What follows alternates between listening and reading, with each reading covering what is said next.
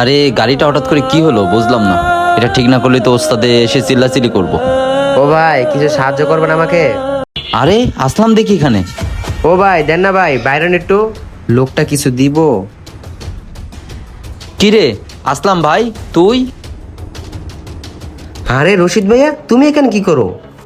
ভাইরে আমি এখানে কাজ করি, তুই ভিক্ষা করতেছিস কেন? তুই না মাদ্রাসায় পড়স? মারদাসায় তো পড়ি ভাইয়া, কিন্তু কয়েকদিন ধরে মারদাসায় যাই না। কেন কি হয়েছে, কি সমস্যা? মা স্ট্রোক করার পরে প্যারালাইসিস হয়ে গেছে। কি? হে ভাইয়া, এখন তো সংসার চালানোর জন্য কেউ নাই, আর আমাকে কেউ কাজ দিচ্ছে না, এই জন্য আমি ভিক্ষা করতে নামছি। কি বলস, মা স্ট্রোক করছে? কই তোরা তো আমাকে জানালি না।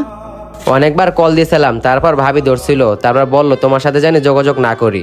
বুঝছো ভাইয়া, আর ভাবি বলছিল তোমার সাথে যদি যোগাযোগ করি বাসায় এসে অশান্তি করবে, এই জন্য ভয়ে তোমার সাথে যোগাযোগ করি নাই। বুঝতে পারছো ভাইয়া? এই ছোট লোকের বাচ্চা, তোকে আমি কখন বলছি ট্রাকটার কি সমস্যা দেখ, তুই এখানে গল্প শুরু করছিস কে?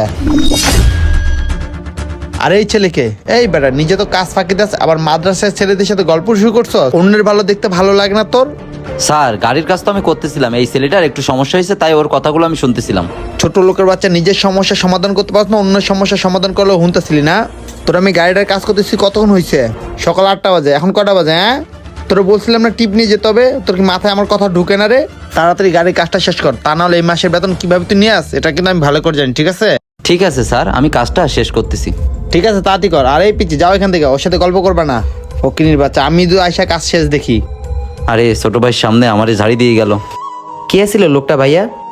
আমি ওনার আন্ডারে কাজ করি, আজ এত লেখাপড়া শিখে আজকে ট্রাকের হেল্পার। মানে? সবই আমার কপাল, যে সময়টা তোর আর মার পাশে থাকবো সেই সময়টা আমি প্রেম করে বিয়ে করে ফেলছি। আর এমন মেয়েকে বিয়ে করছি সে শুধু নিজের স্বার্থই বোঝে। বিয়ের 6 মাস পরে তো আলাদাই হয়ে গেছি, ঘরে অশান্তি আর ভালো লাগতো না, মার সাথে প্রতিদিনই অশান্তি।